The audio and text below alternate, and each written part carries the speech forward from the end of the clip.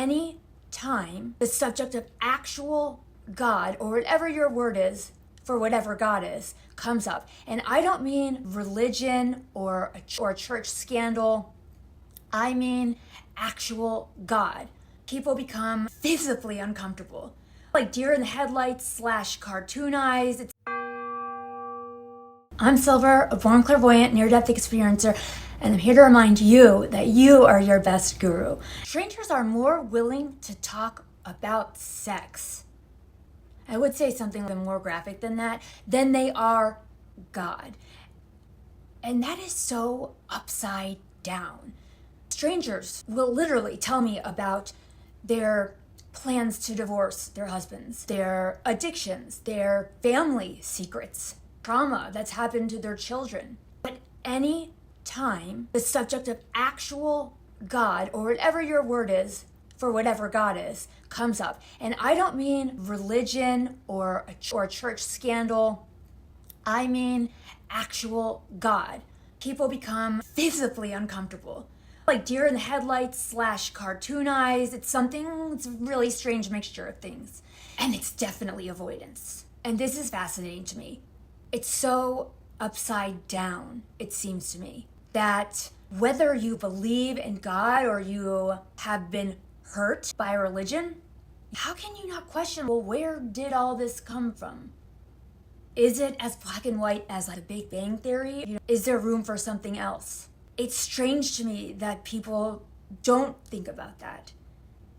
And I know a lot of people might call that like amazing, but like more interesting and like actual mysteries of like how this earth works.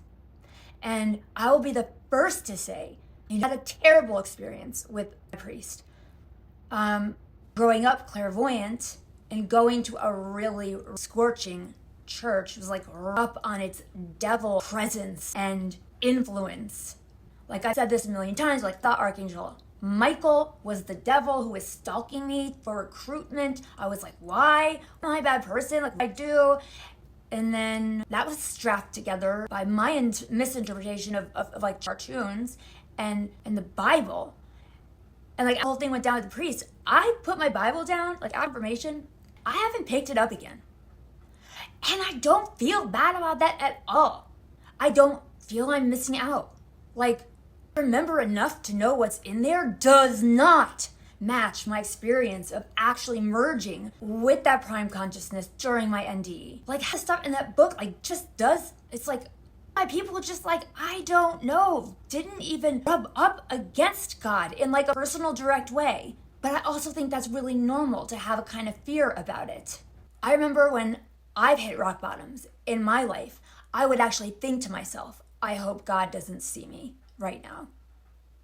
So I know that's normal, because even the most benign symbolism of like, as a father, well, like, parents grounded the crap out of me, you know what I mean? That symbolism doesn't do anything in kind of justice. And I don't even know what God is, but I know I meshed with that presence. And the thing that I've never been able to even get published, I was floating in God, this exact thought. I could have murdered 10 people and I still would be greeted in this same way. And like, the other side of that, I think, oh my God, if I could go back and like, girl, you're not cursed. Hey, the devil, it's not stalking you. Hey, God's not going to F you with his bad people zapper. There's nothing but love. Like, a different kind of life would that have been? And for me, religion and I don't say God, but we'll just say God. Religion and God have become black and white different things. I know now, and to be fair, I wouldn't have unless I died. But I know now, I don't need a priest. I don't need a middleman. Like, what do you get when you squeeze an orange? You get orange juice. That connection is more hardwired than any other we have. And if you can get your mental blocks off around it, like, and have a direct and personal relationship with God. And that is not scary. That is not a bunch of stringent rules or ceremonies or threats. Like, if you don't do X, then Y is going to happen. It's free of all of that. And it is just as I experienced what people will call God as being an impossible version of love. I can articulate it using English or any language. So I don't like saying that word, love, because down here, love is so damn tricky and can be one of the sharpest blades we wield against each other. But that's my experience, and it's odd to me that curiosity doesn't win out more often than it does. I love you guys, and I will see you in the next one.